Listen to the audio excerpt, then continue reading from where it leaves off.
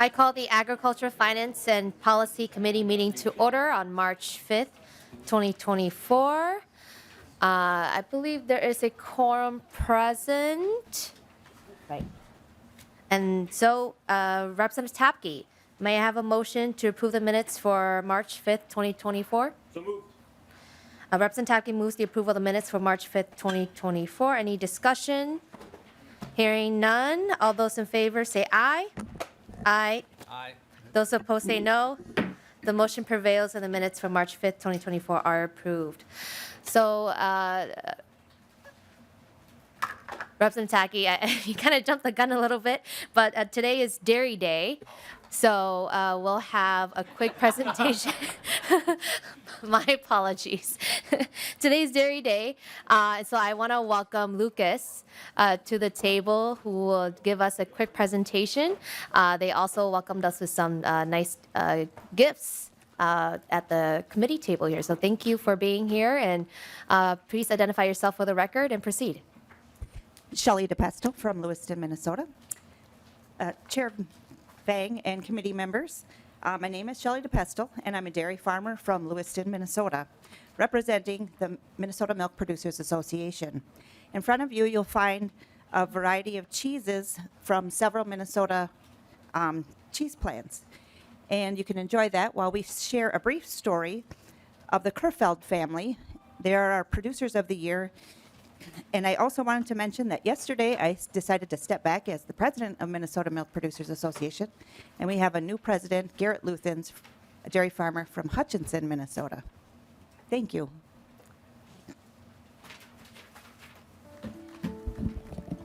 Tim and Carrie Kerfeld, dairy farm here in central Minnesota. Milk about 300 head, 4 robot Lely A5 robots. About 600 acres of land that we produce most of our feed on, and we end up purchasing some feed. Farm here with our family, 5 kids, 4 boys and one daughter that started on her own dairy farm here just a year ago. I think we're proud that we've got family and we've got grandchildren that are involved, some even little ones. They're going to take over some year too. Positives of raising kids on the farm are showing them how you get milk from the cows, the cycle of life. I'm studying diesel mechanics, and I'm learning about hydraulics and electrical. I got an interest from my dad, helping him work on equipment around the farm. The things I want to do after high school is diesel mechanic and see if I can go onto the farm some more. Our custom work started when we built the freestyle barn. Yeah, it was kind of a way to try staying on a manageable level at the dairy, but yeah, they had some extra income. So the year after college, I worked for another custom harvesting crew that we did forage harvesting on a larger scale, manure hauling and pumping. So I brought the manure pumping back to the farm, and now we do our own, and then we do one neighbor and my sister's new farm. Tim's got a lot of patience, so he's really good with the kids and teaching them, and that kind of taught the kids the love of the machinery and enjoying that part of farming. We have kids that want to come into the business. You got to have more income to help support that other family coming in. With doing that, we can put the automation in and add the cow numbers in to get some income to help support another family. Our farm has a lot of sandier soil on hilltops and more variable, so the cover crops help with the sandy soil to keep it in place, versus if you're in low ground or heavier ground, you don't necessarily need the erosion control. We have been planting rye as a double crop for forage, and then planting sorghum the following spring after we harvest the rye. We usually do that, plant the rye right after corn silage to break up the cycle of corn on corn. We have also mixed in some kale and radishes in some of the fields, but like this year, it was too dry for it to grow, and then once we did get rain for it to grow, it froze, so it didn't do what it was supposed to this year on some of the radishes and kale. In the spring, after we chop off the rye, we come in and put a layer of manure on, liquid dairy manure on, for the sorghum. A lot of our manure is applied in the fall. With the kale or the radishes, we put that on right before we apply manure, and that's supposed to help take in that nitrogen and then slowly release it the spring after. Everything's different with cover crops. Every year is different. Some years it doesn't work at all. Some years it does work. Basically, because either the crops got off late that we couldn't get it implanted in time, or the window ended up getting really late or really narrow of a window to get it in. Some of the other reasons why you use it is soil erosion. And a lot of the hills that we have, try protecting that soil to keep it on the hills rather than having it wash away or blow away. And it's just it's another way to protect the environment. And we're proud that they are looking at the same thing we were looking at, to preserve the farmland. And for the next generation, they got a couple more kids here. The little one over there might be milking cows in 20 years, who knows?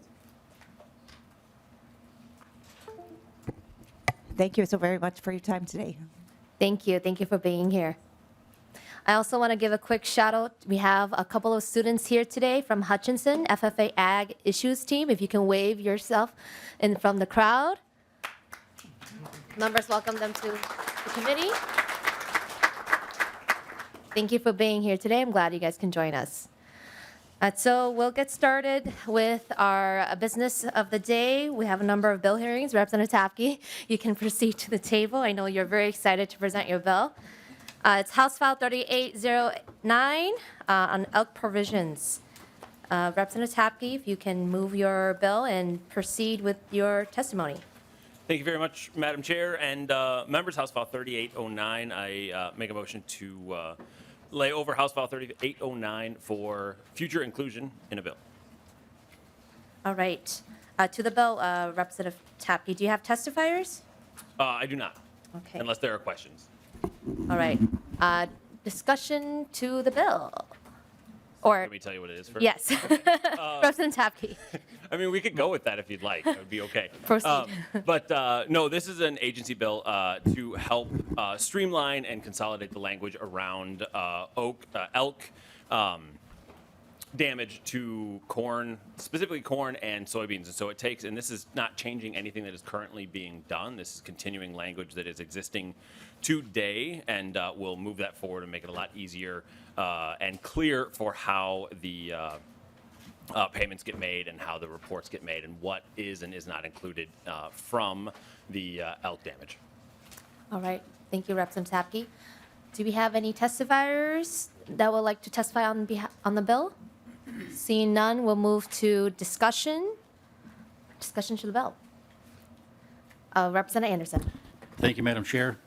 Representative Tabke, you mentioned damage to corn and soybeans, among other things, fences, but corn and soybeans come to mind. I've heard a lot, or we've all heard a lot from soybean farmers, especially with deer damage. Any possibility of adding that to some of this language, or how do you feel about expanding this to include damage done by deer? Representative Tabke. Thank you, Chair Vang and Lead Anderson. At this time, it is under elk only. I know that we've had discussions in the past about having deer damage be included in that, but this is not changing the current programs. It's just consolidating the language. So at this time, I would not be in favor of adding deer to that. But I know there are a lot of folks that have been using this elk program, and they've even taken and moved some of the money from the wolf depredation, not depredation, from the wolf damage fund in order to help pay for the elk damage that has been happening. And so this is specific around elk today. Representative Anderson.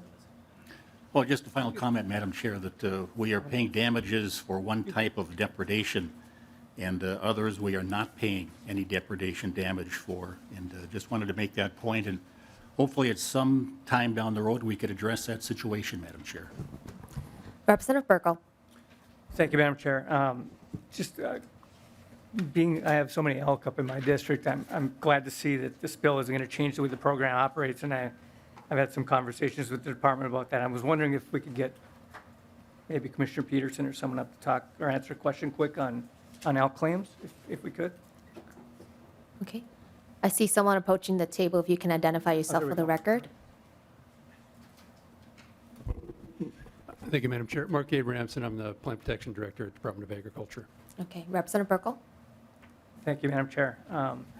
Just curious on, and we've talked about this before, but on the record, just the elk damage claims have been going up, and I know that the way the wolf money flows back and forth. I'm just curious about the elk damage claims to date and the size of the population up there. Mark. Yeah, thanks, Madam Chair. Yeah, so elk damage claims have been very high this year, so we've actually fully spent the appropriation for elk damage and transferred about $21,000 from the wolf damage fund to cover elk claims. Representative Burkle. Thank you, Madam Chair. Just a comment, as we move forward, and knowing the wolf problems we have up in northern Minnesota and the elk situation in my district in particular, and the claims there, just concerns as we move ahead. I know there's DNR policy bill to talk about expanding that herd in Kitson County in particular. And, just concerned that, if you look at the numbers, the farmers up there are dealing with that every year. And I'm hoping that at some point, I know I offered an amendment last year to expand the size of that program as far as depredation goes. And I think we really need to think about that moving forward, especially if we're taking wolf money to pay some of these elk damage claims. Thank you. Representative Nelson. Thank you, Chair Vang. And I've got a question on the fencing. I see that it appears that the total compensation remains at 20,000, but specifically related to fencing, it is reducing down to $1,800 in a year. That's on 3.32 and 3.3, or yeah. And so just what's I had to buy some fencing the other day. Where we've got an early spring, we're able to get out there and do some, and my job about hit the ground when I got the quote for what the price of fencing was. And, I think this might be going the wrong direction, but I'm kind of wondering, what the explanation is. Mark. Thank you, Madam Chair. Yeah, so actually that is the current limit for fencing is $1,800 per fiscal year per owner. And it's stipulated in the rule. And so part of what the statute amendment will do, will take those key elements from the rule and put them all together in the statute, and the rule will become obsolete.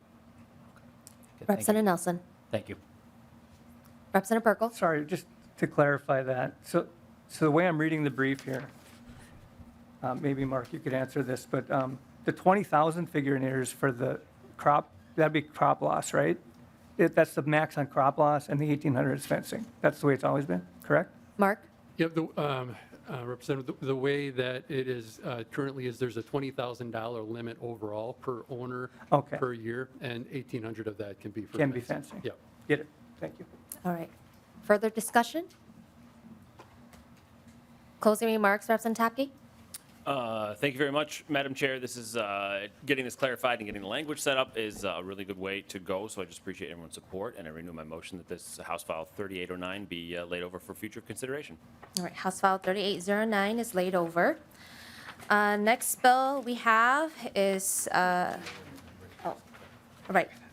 So we are going to do a quick motion first on House File 3763. This is a previous bill that we heard in relation to Agri in the last previous committee hearing. So I'm going to move to reconsider the motion to send House File 3763 to Ways and Means. Any discussion? Representative Anderson?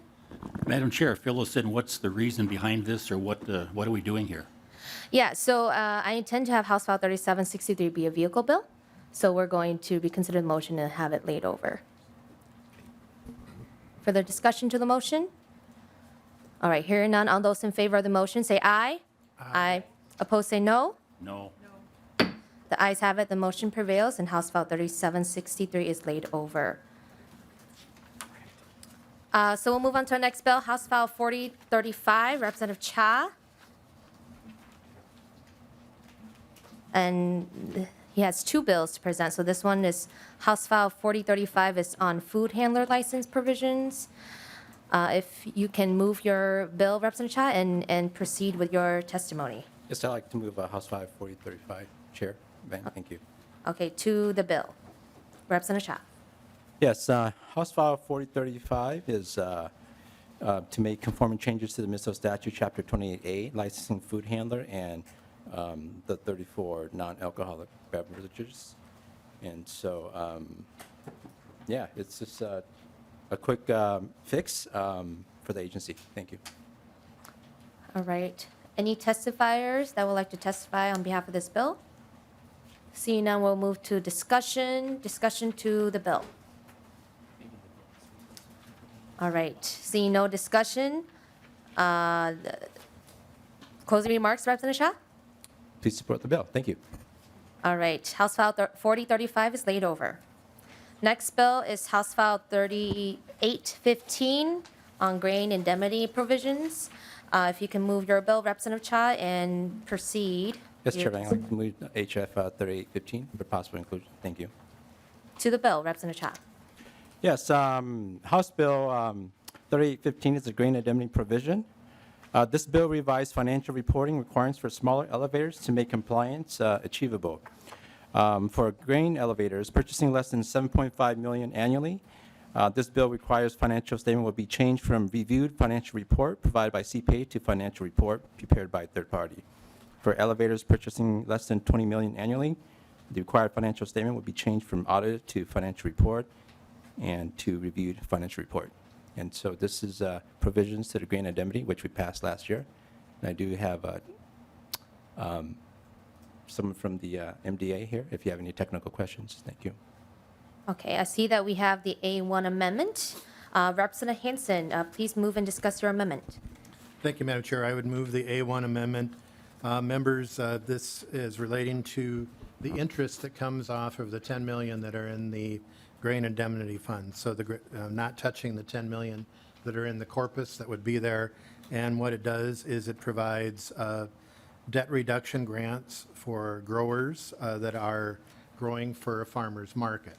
So, and that would be statewide. If they are growers for a farmer's market, they could be eligible for a grant program from the Department of Agriculture for debt reduction. So that could be operating loans, that could be land loans. And so with that large amount of dollars, and I believe that it's almost 500,000 has been generated already from the interest, and with a likelihood of a very low target, this would be a way of getting help to food producers who are growing for farmers markets throughout the state. And many of those are BIPOC farmers, so reducing their debt makes a long-term gain, so instead of having to make those interest payments. I know there is concern about this amendment, but I guess I would ask for your support because this is a way to get this discussion. If we do have a target, there's a way of, if there's general fund that are here, by adopting this amendment, then it's my understanding, this is being laid over. So that keeps it alive for discussions on any other sources of funding that would be there. So I would ask for your support. Representative Cha. Thank you, Representative Hansen, for the amendment. I think it is a good amendment to start a conversation, and so therefore I urge a yes vote. Thank you. Representative Anderson. Madam Chair, thank you very much. I have a great deal of heartburn with this amendment. We just can't help ourselves. The ink is barely dry on this grain indemnity fund, and we're dipping into it and taking money out of it. I was very surprised to see this amendment, and this fund isn't even fully funded yet. I'd like to ask Mr. Sullivan, we put in $10 million, or the legislature did last session, to kind of jumpstart the program that you carried, Representative Cha. Thank you for that. And there are trigger points off, trigger points on. And Mr. Sullivan, how would you characterize this indemnity fund to be fully funded? Mr. Sullivan. Madam Chair and Representative Anderson, the statute provides that if the balance in the indemnity account drops to $8 million or less, then the Department of Agriculture is authorized to instate a fee of 0.2% on net proceeds from grain sales. And that fee in general stays in effect until the account reaches a balance of $15 million. Representative Anderson. Thank you, Madam Chair. Thank you, Mr. Sullivan. So fully funding this account is $15 million. A lot of folks went along with this program last year under the assumption that there's going to be some state input into the fund to help to get it up to $15 million.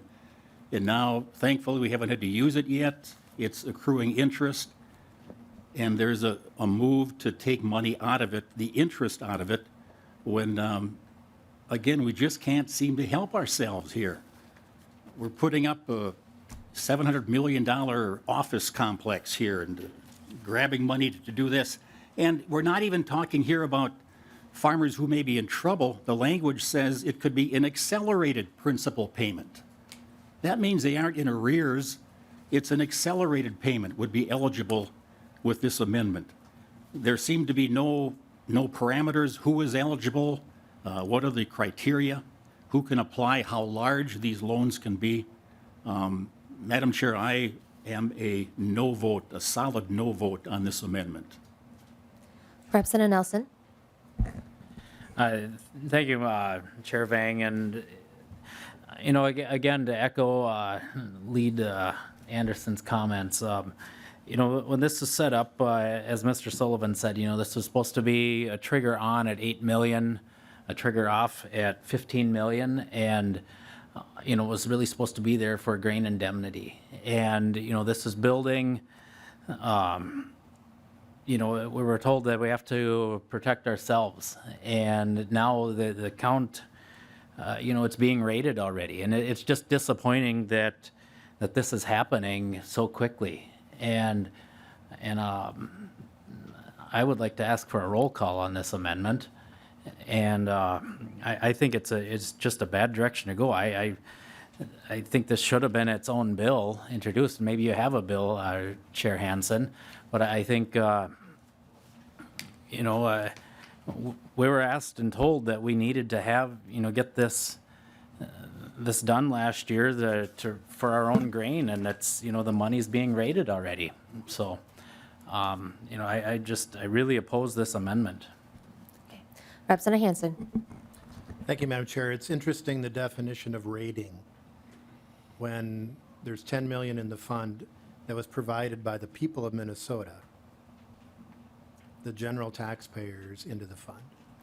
And as nonpartisan staff indicated, if it goes down to 8 million, then there's a fee that kicks in to drive it up to 15 million. So you have $10 million that's in that fund. There is no rating. There's 10 million that remains in that fund.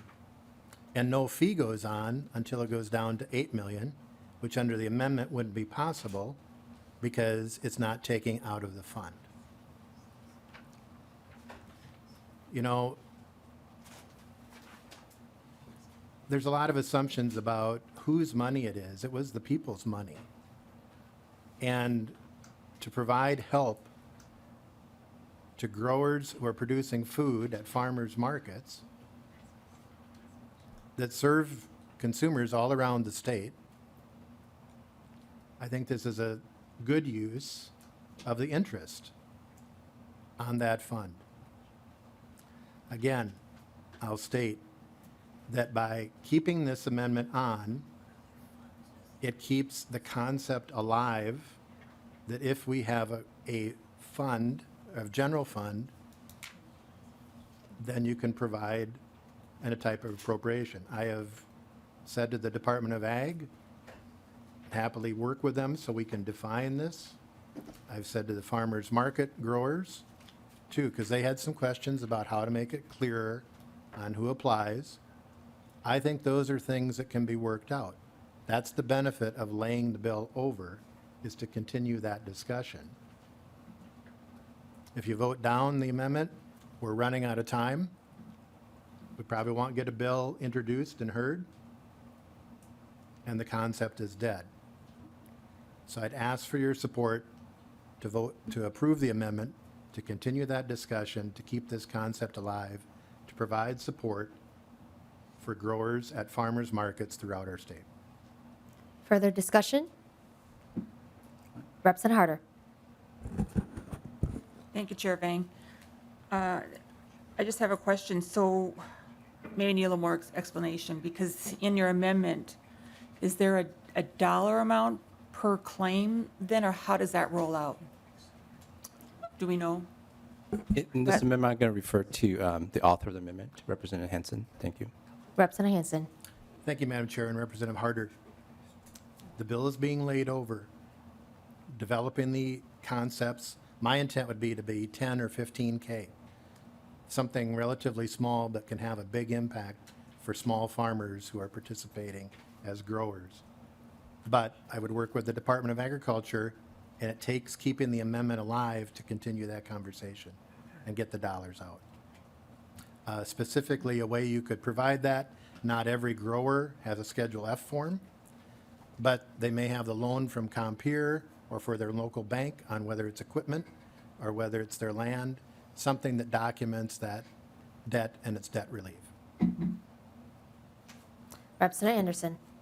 Oh, my apologies. Representative Harder, follow up? Representative Anderson. Thank you again for your indulgence, Madam Chair. Well, again, we can play with words. And I'm not arguing that this may not be a worthy cause, Representative Hansen. If it was or if it is, introduce a bill. This is our 4th week in session. To say we're running out of time would indicate this was maybe an idea after I made the mistake of asking about the interest in this account in the bill hearing a week or so ago. And with the interest rates what they are and this sum of money, that money in the interest side of it is fairly substantial. But again,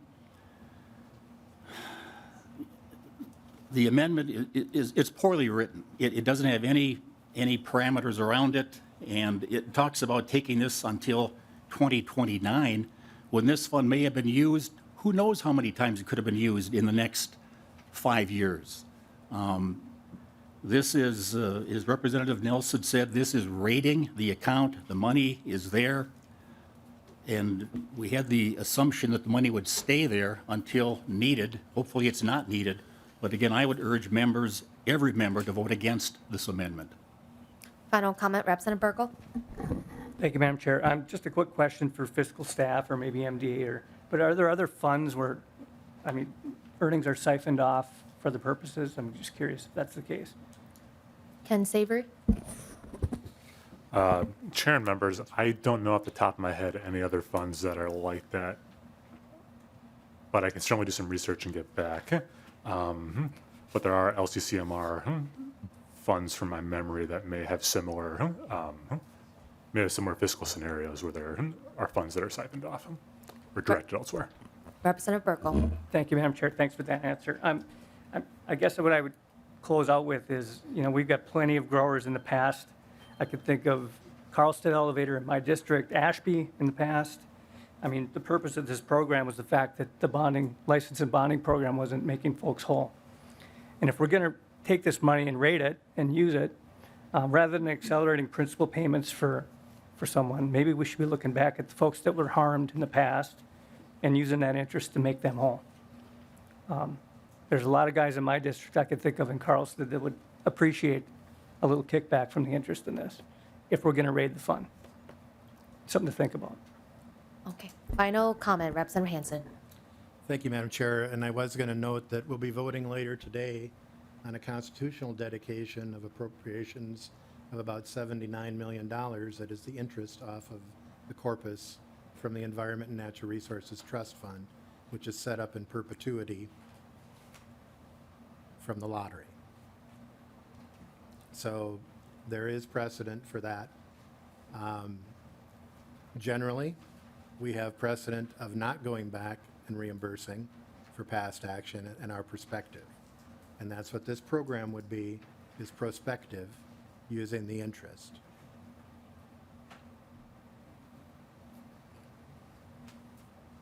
Okay. Roll call being requested.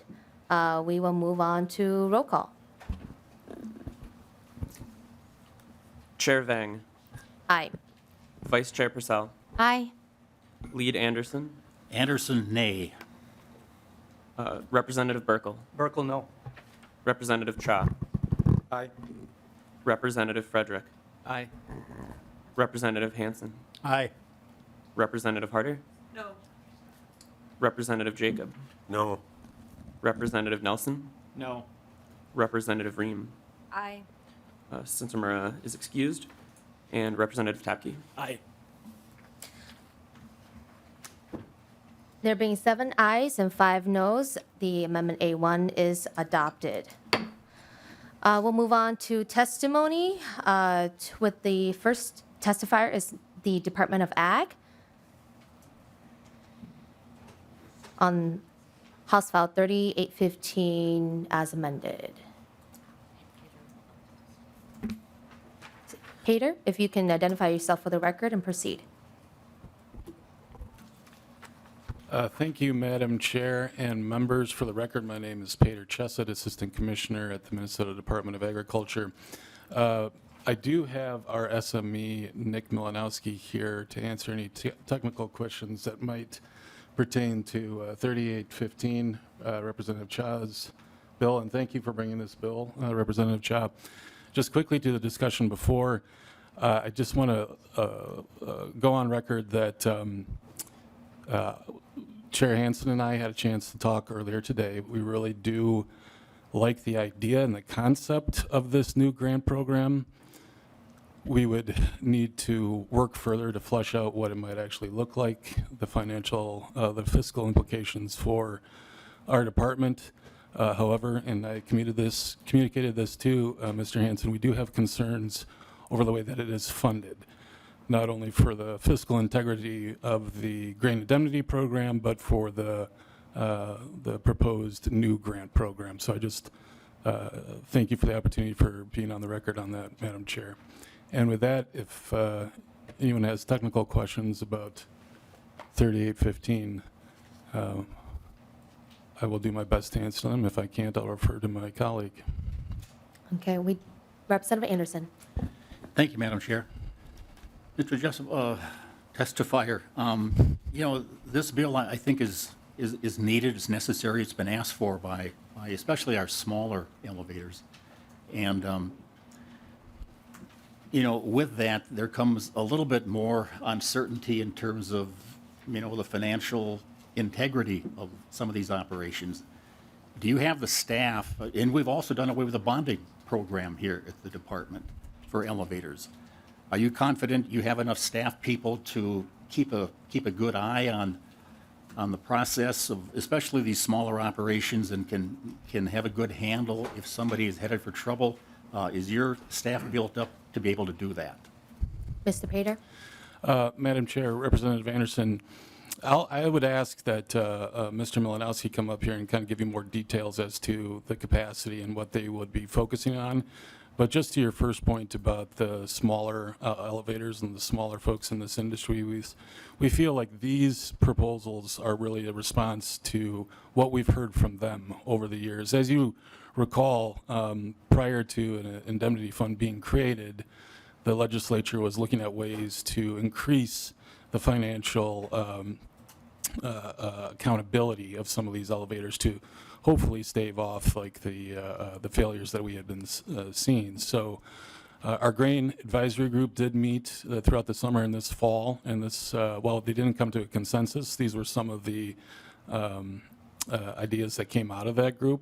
But Madam Chair, if it's okay, I would ask that Mr. Milanowski come up to address the specific staffing capacity question that Representative Anderson had. Okay. If you can identify yourself for the record and proceed. Good afternoon, Madam Chair and Representatives. My name is Nick Milanowski. I'm the Program Manager for the Fruit, Vegetable, and Grain section at the Minnesota Department of Agriculture. To Representative Anderson's question, we have 6 staff assigned to our group, 2 office staff and 4 inspectors out in the field. As a reminder, we have a requirement to inspect all grain facilities at least once annually. And so the way that we look at this bill is it's a hand-in-glove approach with our on-site inspections and a review of the financial reports that are filed with our office. We have spoken with other states and compared what they are doing across their grain regulatory programs in terms of monitoring financial positions, and feel that we have the staff and the appropriate number of staff to review these reports annually and step in if necessary and require additional financial reporting or additional on-site inspections or monitoring. Representative Anderson. Thanks again, Madam Chair. Thanks for that testimony. And just one quick question on when you do an on-site inspection, look at the books. Do you also do a grain weigh-up so you know exactly how much corn is in the bin, how many soybeans, and what their position is in terms of hedging, that type of thing? Mr. Nick? Madam Chair and Representative Anderson, yes, we do. Our inspectors are measuring every single bin, ground pile, tote, and totaling that and keeping track of that year on year. And we are accounting for also their financial positions. If elevator, or I'm sorry, their contracts and their hedging that they've taken on. When we go into these elevators, we are looking at the contracts that they've written and the payment terms of those contracts, and they have a requirement in law to maintain a 90% coverage of those contracts. So the ability to pay out on those contracts that are extending credit beyond a cash sale or immediate payment. Representative Anderson. Thanks. I'll be really quick, Madam Chair. Just one quick question, final question. Some elevators use different accounting methods, a cash or accrual. Does that make a difference in how they weigh up at the end of the year, or how do you handle those two different types of accounting? Mr. Nick? Madam Chair and Representative Anderson, we are able to dig in and account for each of those separately. Of course, we treat them slightly differently. Under the current law, all audited financials and reviewed financials are very standard accounting reporting structure. And under the proposed law, they would be allowed to do tax basis financial reporting and GAAP financial reporting using several different standards. But we are confident that we can square that circle and figure out what's going on at each facility with our inspectors on site. Okay. We do have one more testifier, Laura Lemke, if she's still here in the room. Executive Director of Minnesota Grain and Feed Association. If you can identify yourself before the committee and proceed.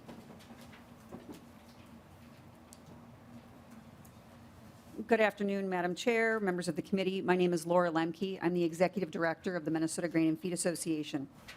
The MGFA is a 117-year-old organization that represents the interests of the grain elevator and feed mill industry in the state. I'm here today to address some issues that we have with House File 3815. First and foremost, the definition of scale tickets at the end of the bill needs to be addressed. As this is MDA's bill, I've been assured by them that a drafting error caused the words showing the weight, grade, and kind of grain to be struck in the bill. Eliminating that verbiage would undoubtedly cause major issues for anyone involved in the grain buying or storage process. So we wholeheartedly support restoring that language. Surprisingly, MDA and MGFA managed to find some common ground on a few items in this bill. We support allowing reviews or audits for licensees purchasing grain between $7.5 million and $20 million annually. We also support the audit requirement for annual grain purchases over the added $20 million threshold. I'd like to point out that several years ago, when the implementation of the annual purchase thresholds was being discussed, MGFA advocated for a $15 to $20 million threshold. Unfortunately, the legislature disregarded the suggestion at the time. As to revising the financial reporting requirements in this bill, MDA staff and I have talked through their reasoning for the change to the financial statements. MGFA knows and understands that small grain buyers have struggled to comply with the financial reporting requirements due to the cost and availability of CPA firms able to perform a review or audit of their business. Again, I'd like to point out that before the financial reporting requirements were written into the statutes, MGFA recognized and testified to these issues and also cautioned that these requirements would potentially drive folks out of the industry, and they have. According to MDA, we've lost approximately 20 entities over the last 4 or 5 years. While we understand the desire for flexibility in financial statements, this bill will eliminate the use of a uniform reporting standard for all grain licensees. Changing from the generally accepted accounting principles, which uses an accrual basis accounting, to national or international accounting standards will allow for financial statements on a tax basis of accounting or cash basis, which could create a distorted picture of potential liabilities related to a grain licensee's grain obligations. In addition, MDA staff feels confident that they are able to adequately monitor any issues a licensee may have or exhibit by using these more relaxed and, dare I say, less quality financial reports. In conjunction with MDA's annual examinations. Respectfully, MGFA is not convinced that a staff of 2 office personnel, neither of which has an accounting background or an auditing background, is adequate to evaluate over 300 licensees each year. And we certainly don't feel that they will do a better job than Assurity's underwriters could do under the prior program, the prior grain bond program for the industry. MGFA would be open, as such, I am asking this committee to seriously reconsider reinstating the grain bond program for the industry. MGFA would be open to working with MDA to rework the bond scale and increase grain bonds for licensees. In the interest of transparency, MGFA does offer grain bonds through the association. We have for more than 80 years. However, it is simply a service that we offer. No one is required or obligated to purchase their bonds through MGFA. And in reality, most grain bonds were purchased through a licensee's property casualty insurance carrier. For anyone who may imply or desire to reinstate the grain bonding program for the industry, that it's financially motivated, it isn't. Our motivation is to have reliable financial oversight for the grain industry, and this committee should want the same thing, as there's a $10 million grain indemnity fund on the line. Last year, legislators lauded that indemnity fund as a legacy piece of legislation and a game changer for producers. If you still feel that way, then protect it by ensuring the financial oversight of the industry. Finally, MGFA does not support eliminating the CEO and board certification of a licensee's financial statement. The board of directors has a fiduciary responsibility to its members, and as such, should be willing and able to attest to the accuracy of their financial statement. Thank you for the opportunity to share our concerns, and I'm happy to answer any questions. Thank you, Director Lemke. Seeing no further testifiers, we'll move to discussion. Discussion to the bill as amended. All right. Representative Harder? Thank you, Chair Vang. I suppose if someone at the department needs to answer this question, I'm not sure. Why are we moving away from the generally accepted accounting principles? I'm not sure what national or international accounting standards. Can someone explain the difference? I see Nick approaching the desk. If you can identify yourself for the record and proceed. Madam Chair, my name is Nick Malinowski with the Minnesota Department of Agriculture. Representative Harder, the purpose of expanding the allowable accounting reports is to address several international companies that hold licenses here in the state. It would allow us to accept reports that are completed in Canada or other countries where these companies are headquartered. Generally accepted accounting principles also apply to reviewed and audited statements, and the language also allows for reports that would not be a reviewed or audited financial statement, such as compilations or tax basis. And so those do not fall under the generally accepted accounting principles standards. Representative Harder? Yes, thank you, Chair Vang. Is there a reason why then you don't use a combination of both? I mean, will this change the way operators or elevators do things now? I mean, are they going to have to change to a new system? Nick? Or are you still going to accept? I'm unclear as to what your intent is. Nick? Madam Chair and Representative Harder, yes, we would still accept the generally accepted accounting practices reports that we're receiving today. However, if a company opts to submit tax basis financial statements or compilation financial statements, we would accept those as well. So companies could make that decision as they see fit. Representative Harder? Thank you. One more question. Then why don't you keep the generally accepted accounting principles? I mean, why didn't you keep that in there? I mean, if they can use one or the other, and that's what you want the department to do, okay, that's one thing. But when I read it, if I have an elevator, I'm thinking I'm going to have to change the way I do my accounting. So can you just answer why you don't keep both in? Nick? Madam Chair and Representative, it was the language was intended to be more inclusive rather than exclusive in terms of allowing a larger number of reports, and so that is why it allows for national or international standards rather than specifically calling out generally accepted accounting principles. Okay. Further discussion? Closing remarks, Representative Cha? Yes, thank you, Chair Vang. To the members of this committee, in regards to the amendment A1, I want to ensure all of you that this bill is being laid over and that we will continue to work on this bill to make it in better shape and form. And that is a promise to all the members in this committee, and especially to my co-authors who helped me co-author the H-File 2718, the Grain Indemnity Fund last year, which was Lead Anderson, Berko, and Nelson. And to my members on the other my side of the aisle, just want to put that out there, that this Grain Indemnity Fund is in the infancy stage. And so there are things that we need to make sure that is taken care of before we start moving forward. But anyways, thank you, and I ask the committee for support on HF 3815. Thank you.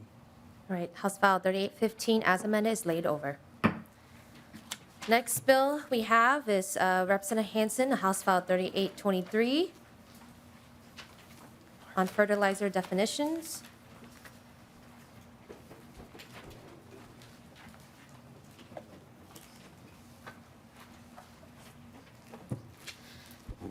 Representative Hansen, if you can move your bill and proceed with your testimony. Thank you, Madam Chair. I would move House File 3823 be laid over for possible inclusion in a future bill. All right, to the bill, Representative Hansen. Madam Chair, this is an agency bill. I would ask for Mr. Kethis to come up. And it is providing for definitions relating to the fertilizer law in 18C. It defines a beneficial substance. It more clearly defines soil amendments and adoption of national standards. And it also provides more description on packaged fertilizers and updates on 3.14 phosphoric acid to phosphate. All right, I'd see that we have the A1 amendment. Representative Hansen, if you can also move the A1 and discuss your amendment. Thank you, Madam Chair, and I would move the A1 amendment. What the A1 amendment does, and members have seen this before, it provides definitions of nitrogen fertilizer, the diammonium phosphate, liquid 28, liquid 32, malorganite, monoammonium phosphate, and defines nitrogen fertilizer and urea.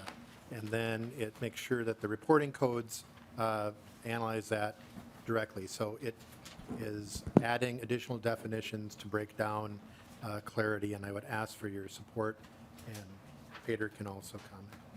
All right. Peter, would you like to testify on behalf of the amendment too as well? Madam Chair, members, yes, just to let you know, MDA does not have an issue with this amendment. Discussion to the A1 amendment. Representative Anderson. Thank you, Madam Chair. To the Department of Agriculture, would you clarify that is this amendment also a department bill, or part of a department bill? Peter? Madam Chair, Representative Anderson, no, this amendment was brought by Representative Hansen. Representative Anderson. Further discussion to the A1. Seeing none, all those in favor of adopting the A1 say aye. Aye. Those opposed say no. No. The ayes have it. The A1 is adopted. So we'll move to testimony. I don't see any testifiers. Does Peter would do? Okay. So we'll move to discussion to the bill. Any discussion to House File 3823 as amended? Seeing none. Closing remarks, Representative Hansen. Thank you for your support. This is really a definition updating bill. It is being laid over for possible inclusion. So I'd renew my motion to lay it over. All right, House File 3823 as amended is laid over. Next, we also have another of your bill, Representative Hansen, House File 4082 on pesticide product discontinuing and canceling provisions. If you can move your bill and proceed with your testimony. Thank you, Madam Chair. I'd move House File 4082 be laid over for possible inclusion in a future bill. All right, to the bill. And Madam Chair, this is also 4882 is an agency bill providing for clarity when there is cancellation of a product, a registration. And it's fairly descriptive and short. And then there is an A1 amendment, but I would like to give Peter the opportunity to speak to the bill before we consider the amendment. All right, Representative Hansen moves the A1 amendment. So to the A1, Peter? Madam Chair, members, this is, again, a department bill. It is essentially just technical in nature, and we're trying to expedite the cancellation process for some of these registrants. Okay. To the A1, Representative Anderson. Madam Chair, same question. Is this amendment a department initiative? Madam Chair, Representative Anderson, it is not. Representative Anderson? No. Okay. Representative Hansen? Madam Chair, I would move the A1 amendment and like to describe it if possible. Oh, yes. Please proceed. So members, 4082 is dealing with the cancellation of a pesticide registration. So when a company is wanting to sell a pesticide in the state, they have to register it with the Department of Agriculture. The bill as it began is relating to what happens when a product is canceled. There are things at the beginning beyond regular registration. One is an experimental use pesticide product registration. So that's looking forward of a company may say, hey, we've been doing using this product in an experimental basis. We want to have that registration for that experimental, maybe they're using it in another state. They want to look at using it, so conditionally registering it for experimental use. What subdivision 5 does is says before the issuance of that, and usually those experimental use registrations take some time. There's a petition, or petition's not the right word, but a request for experimental use. This would require the commissioner to convene a panel of outside experts, including Department of Health, Department of Natural Resources, PCA, and the University of Minnesota, so that there is someone in addition providing advice. It does not say that the commissioner must follow that advice, but they must convene and consider the advice in approving an experimental use pesticide. Section 3 relates to when there's an emergency. And when there's an emergency use request, that usually has to move very quickly. And recognizing that it is hard to convene a panel if you're under an emergency. An example might be soybean aphids, and there's a product, there's an infestation, and the commissioner has to respond quickly.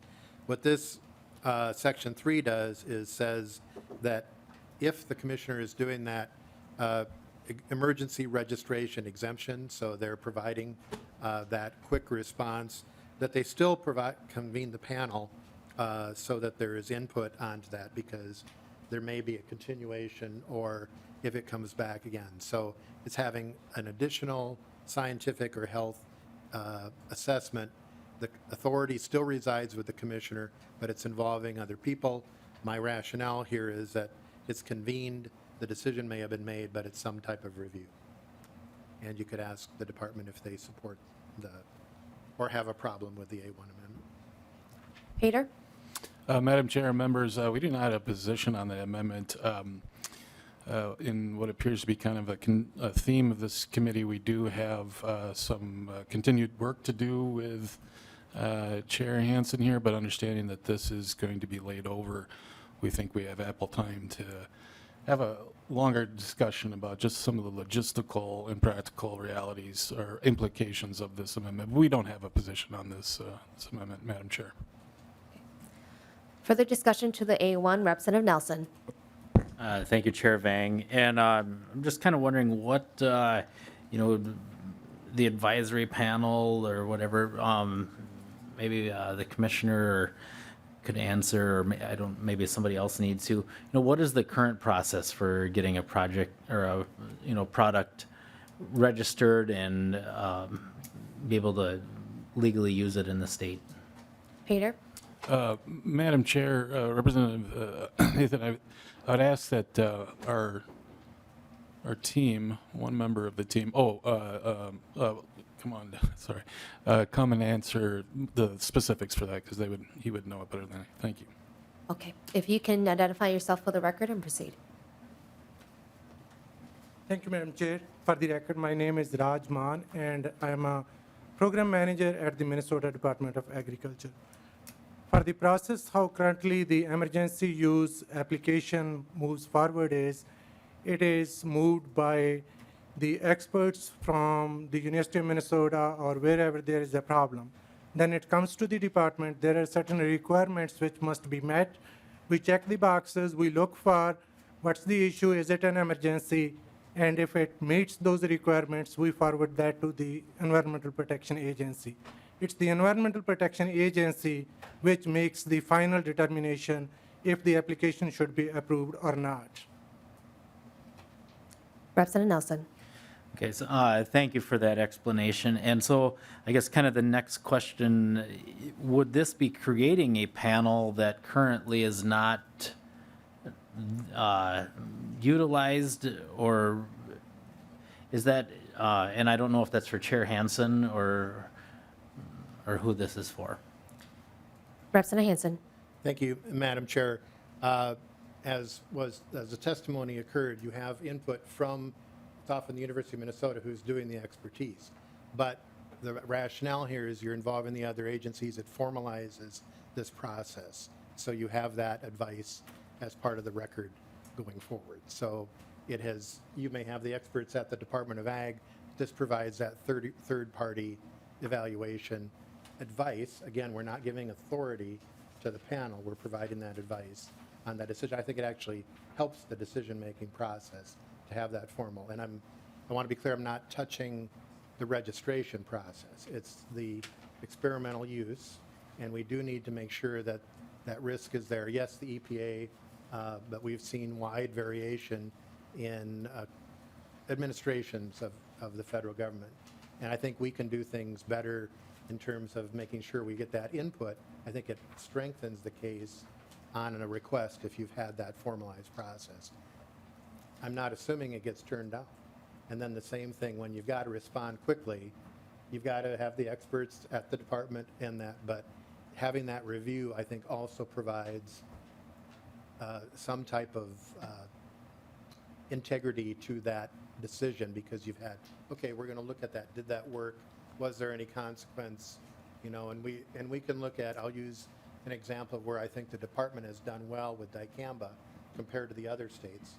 They've taken a more reasoned and rational approach where other states had to react and have had much more consequential concerns relating to dicamba. So I see this, experimental uses and emergency uses are rare, but I think this helps provide support, and it is the agency. The University of Minnesota is a big place, so you have the researcher that could be in small grains, could be in forestry, could be in corn or soybeans, but you may have the researchers who could be there from a health impact as well. Final follow-up, Representative Nelson.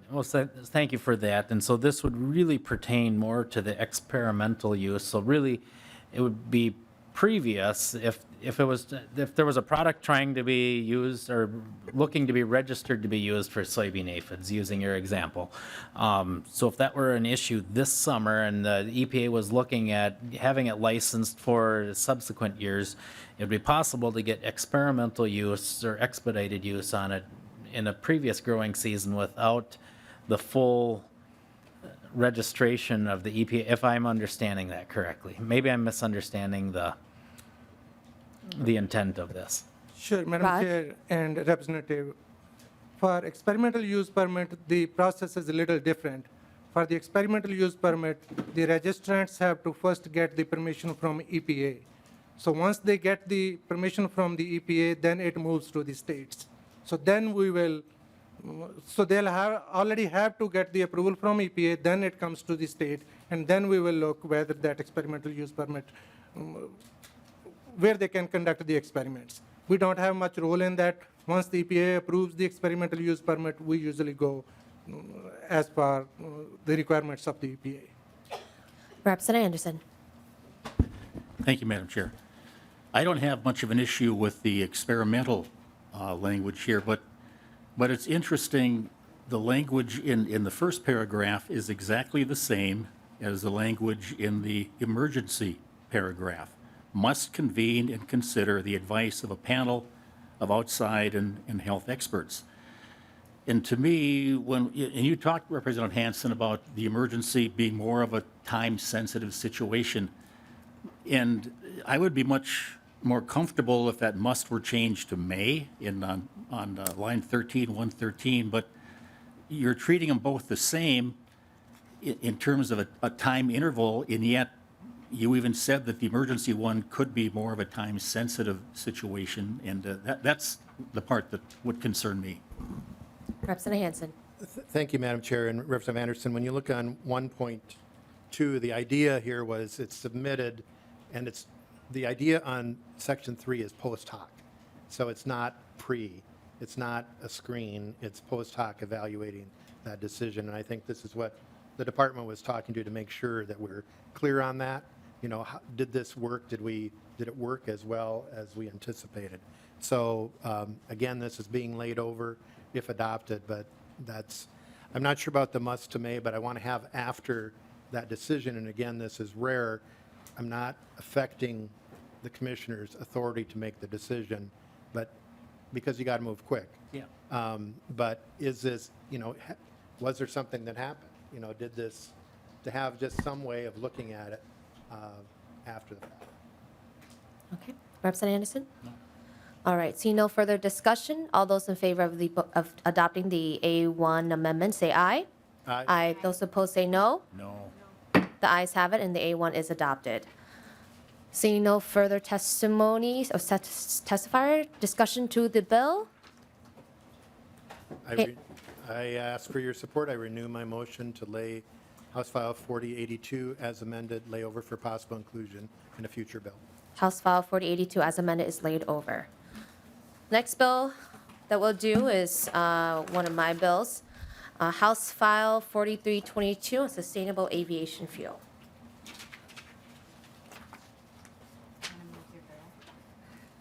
Oh, yes.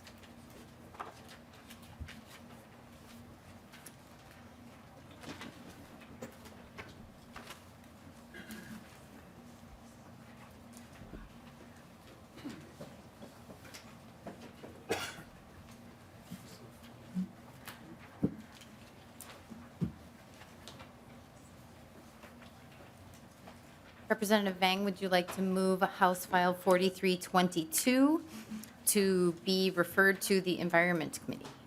Yes, so moved, Madam Chair. Thank you, Representative Vang. And please explain your bill. All right, members, this proposal would clarify the eligibility of SAF products for the SAF tax credit certification that is administered by the MDA. It provides technical corrections to the definition of SAF in Minnesota Chapter 41A.30 to better reflect the rapidly changing SAF production technology. There are additional pathways and new technologies to produce SAF that include feedstocks such as biogenic CO2 released from ethanol plants, direct air capture, and green hydrogen. As currently defined in statute, this product would not meet the definition of SAF in Minnesota Chapter 41A.3. So timing is critical to update the definition of SAF in statute before the tax credit goes into effect fiscal year 2025. And with that, I can answer any questions or have discussion. If anyone would like to testify on behalf of this bill, I don't have anyone signed up. Seeing no testifiers, member discussion to the bill.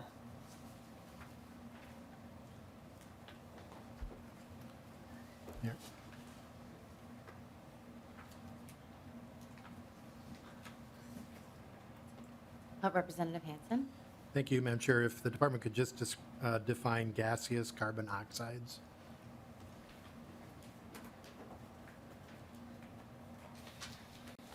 Welcome to the committee. Please identify yourself for the record and proceed. Hello, my name is Megan Lennon. I lead the Energy and Environment section at the Minnesota Department of Agriculture. And gaseous carbon oxides is a fancy way of saying carbon dioxide or carbon monoxide. Representative Hansen. Madam Chair, I thought so, but I just wanted it on the record. Any other questions or discussion to the bill? Lead Anderson. Thank you, Madam Chair. Thanks for this additional provision, Chair Vang. And this doesn't have anything to do with how that CO2 is captured, correct? It's just the utilization of CO2 for sustainable fuel, correct? Representative Vang, our testifier. Madam Chair, Representative Anderson, thank you for the question. Yeah, this technical correction does not have anything to do with how the CO2 is captured. The point of it is to broaden the definition of sustainable aviation fuel, so the feedstock, so we can use additional feedstocks like waste CO2. Lead Anderson, any follow-up? No.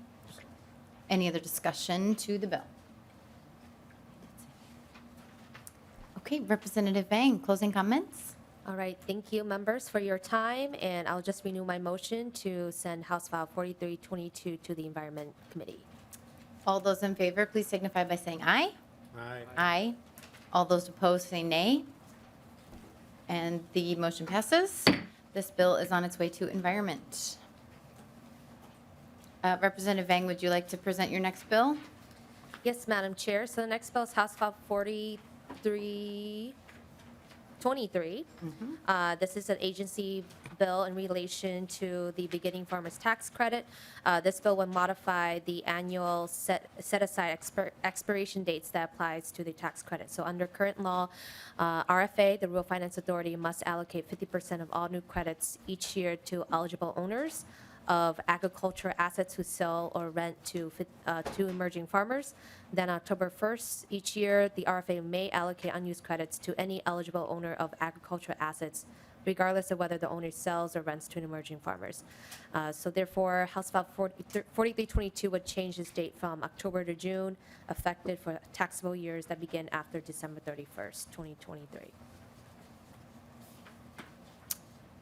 And if we have any testifiers who are interested in speaking to the bill, not seeing any, so we will move to member discussion to House File 4323. Lead Anderson. Thank you, Madam Chair. Chair Vang, what's the reason for this this change, this amending the statute? Representative Vang. Yeah, perhaps the department can better explain this, but under my understanding, the dates don't give enough time for the administration or the Rural Finance Authority to allocate the credits, so this just gives them more time to allocate credits. Lead Anderson. No. Any other questions or discussion to the bill? Seeing none, Representative Vang, closing comments. Members, this is a good bill, and I will renew my motion to lay over House File 4323. And the bill is laid over. The final bill up, Representative Rehm, and I will hand the gavel back over to Chair Vang.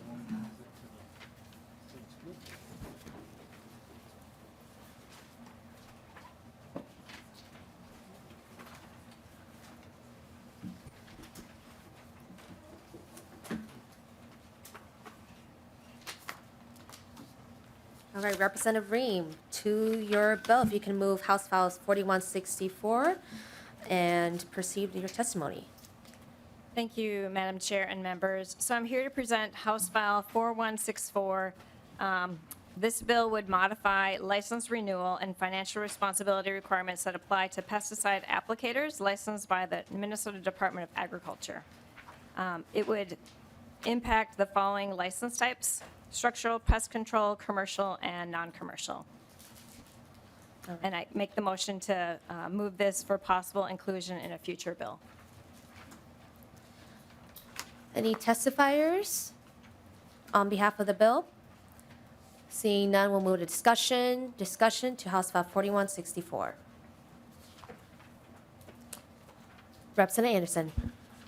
Thank you, Madam Chair. Could you just explain a little bit more what, how this would impact your commercial and non-commercial applicators, please? Sure, I can Representative Rehm.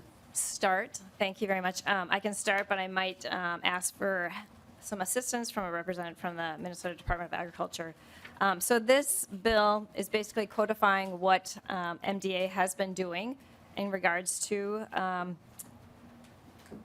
authorizing applications or applicators when they apply for certification. So for starters, it authorizes MDA to suspend or revoke a structural pest control applicator's license if the applicator fails to provide proof of financial responsibility upon request. It allows MDA to require commercial applicators seeking license renewal to complete a recertification workshop annually, biannually, or once every 3 years, depending upon the applicator's license category. And it authorizes MDA to require the licensee to pass a re-examination test if the licensee does not attend an MDA required recertification workshop. So basically, these are things that MDA has been doing, and they just wanted to codify and clarify this into law. I see we have a staff person. If you can identify yourself before the committee and proceed. Good afternoon, Madam Chair and representatives. My name is Gurendabir Chahal. I'm Supervisor of Licensing and Certification Unit at the Minnesota Department of Agriculture. If you can answer the question, Representative Anderson, could you repeat your question if, believe, to the testifier, if you would like him to answer? Thank you, Madam Chair. Yeah, just wondering how this is going to impact somebody who's spraying for the co-op. I mean, it's hard to find people that will put in the hours that they need to in the spring and the fall. And is this making it more onerous for them to be licensed in terms of getting a renewal? How much time do these things take, and will this change that quite a bit? Supervisor? Thank you, Madam. Thank you, Representative Anderson. This is not going to change any of the practices. We want to align the statutory language with the MDA practices that we have been doing for decades. So in 2019, just to give you a background, in 2019, Office of Legislative Audit, they audited the department and they made some suggestion to clear the ambiguity on the statutory language regarding 18B.33.32.34 with respect to financial responsibility proof and recertification workshops. Okay. Further discussion? Seeing none, closing remarks, Representative Rehm? Thank you, Madam Chair and members. Yeah, so this is just codifying what MDA has been practicing so far, and I renew my motion to have this laid over. All right, House File 4164 is laid over. Members, that is all our business for today. And so our next meeting is Tuesday, March 12th. Oh, Representative Anderson? Yeah, we're done for the day a little bit early, which is pretty good to get done that quickly. Just had a procedural question. The bill you had, 4322, moving on to environment, the statutes all pertain to the Department of Ag. Why is it not staying in this committee? Representative Anderson, so per my understanding and discussing with Chair Hansen, I believe he wanted to see these types of new technologies to see what kind of environmental impact they have. And so we did discuss that the bill will come back to agriculture, so it will be laid over. It will come back. Yes, it will come back. Further discussion? Representative Harder. Thank you, Chair Vang. I noticed today with Dairy Day that there are items on our tables here, and I just want to recognize that the young lady from Greater Food is in my district, and she does classes promoting dairy, and so check out her website at Greater Good. Thank you. Thank you, Representative Harder. Any further announcements? Representative Cha?